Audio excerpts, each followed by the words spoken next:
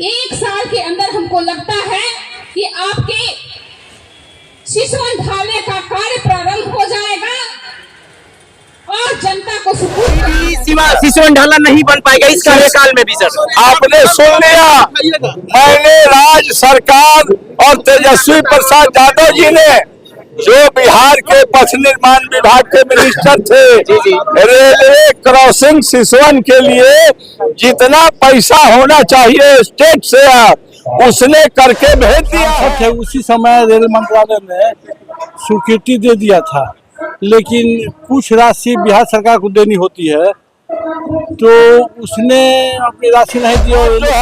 Central government railway board को उस अपने हिस्से का पैसा जल्द रिलीज करके, चूंकि बिहार के ब्रिज कंस्ट्रक्शन कॉर्पोरेशन को ही एजेंसी है काम करना है, अभी तक देर हुआ है। लेकिन ये सिसवन जो रेल क्रॉसिंग है, बर्निंग है सिवान के लिए, ये अति आवश्यक है। उसके लिए हम बैठेंगे नहीं, हम और यहाँ से दिल्ली तक लंबित था। आज उन्होंने कहा कि हमने पैसा भिजवा दिया है, बिहार सरकार दे दी है पैसा, अगर पैसा दे दिए बहुत जल्द का काम। इसलिए आए थे कि सिसवन का जो मैंने प्रयास किया है, स्टेट से पैसा भिजवा दिया है और वो जाकर के बोर्ड में पड़ा हुआ है। हम समझे कि उसका भी मतलब आज उद्घाटन इस लिस्ट में है, लेकिन ज्वलंत जो समस्या है सीमान से सिसवन जाने वाले और उधर के लोग इधर आने वाले, तो सिसवन क्रॉसिंग का नहीं हो सका। मैंने मंच से भाषण में भी अपने कहा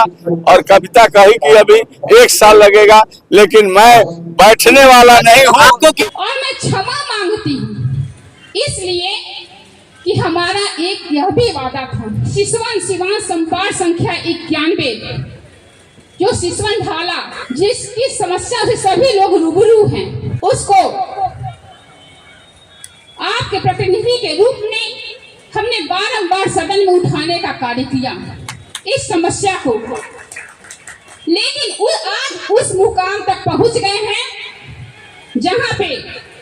बस कुछ ही समय बचा है। 1 साल के अंदर हमको लगता है कि आपके सिसवन ढाले का कार्य प्रारंभ हो जाएगा और जनता को सुपुर्द कर दिया जाएगा, क्योंकि बीच में ऐसी परिस्थितियां आई कि आप सभी जानते होंगे कि अगर राज्य सरकार और केंद्र सरकार का तालमेल बढ़िया होता है तो तेजी से राज्य का विकास होता है और जिले का विकास होता है, और थोड़ा सा तालमेल गड़बड़ हो जाता है तो विकास चरमरा जाता है। और उसी की मार हम लोगों को सिवान के लोगों को झेलने के लिए मिली, इसके लिए मैं क्षमा चाहती हूँ। परंतु पुनः डबल इंजन की सरकार पटरी पर दौड़ रही है और सिवान ही नहीं, पूरा बिहार, पूरा देश हमारा यशस्वी